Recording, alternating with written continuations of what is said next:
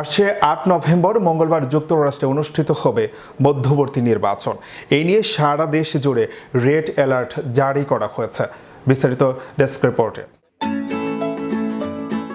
যুক্তরাষ্ট্রের মধ্যবর্তী নির্বাচন অনুষ্ঠিত হতে যাচ্ছে ৮ নভেম্বর মঙ্গলবার। নির্বাচনকে ঘিরে বিরাজ করছে চরম উত্তেজনা আর উৎকণ্ঠা। নির্বাচনের দিন ব্যাপক সহিংসতার আশঙ্কায় সারা দেশে আইন প্রয়োগকারী সংস্থাগুলোকে সর্বোচ্চ সতর্কতায় থাকার নির্দেশ দেওয়া হয়েছে। গেল ২৮ অক্টোবর স্পিকার ন্যান্সি পেলোসির স্বামীর উপর সন্ত্রাসী হামলার পর পুলিশ সহ সকল গোয়েন্দা বাহিনীর কাছে সরকারের রেড অ্যালার্ট নোটিশ পাঠানো হয়। ওই বার্তায় সারা দেশে সহিংসতার ঘটনা মোকাবেলায় আগাম প্রস্তুতি এবং সর্বোচ্চ সতর্ক থাকতে নির্দেশ দেওয়া হয়। সাধারণ ভোটাররাও উগ্রপন্থীদের সশস্ত্র সন্ত্রাসী হামলার আশঙ্কা করছে।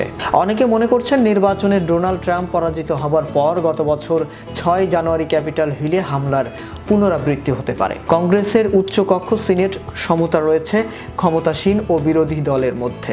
একটি আসন হারালেই কংগ্রেসের নিয়ন্ত্রণ হারাবে ডেমোক্রেটরা। ফলে আগামী ২ বছর বাইডেনের জন্য হতে পারে অত্যন্ত খারাপ সময়। যুক্তরাষ্ট্রে প্রেসিডেন্ট নির্বাচিত হন ৪ বছরের জন্য। ২ বছর পর অনুষ্ঠিত হয় মধ্যবর্তী নির্বাচন।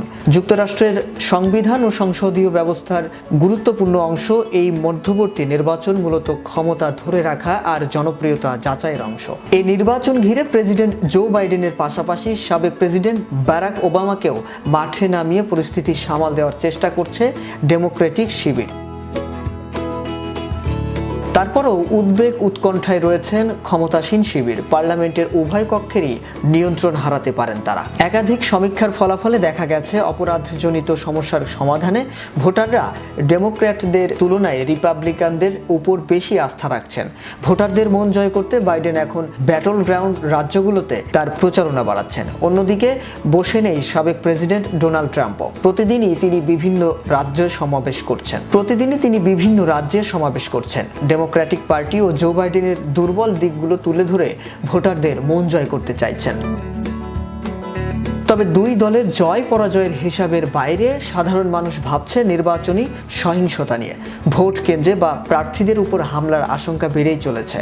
নিরাপদে ভোটদানের বিষয়ে সারা বিশ্বের মডেল ছিল যেই দেশ, সেই যুক্তরাষ্ট্রেই এখন নির্বাচনী সহিংসতার আশঙ্কায় রেড অ্যালার্ট, সেটা মানতে কষ্ট হচ্ছে সাধারণ আমেরিকানদের। শাহরিয়ার আহমেদ, বিশ্ব বাংলা 24।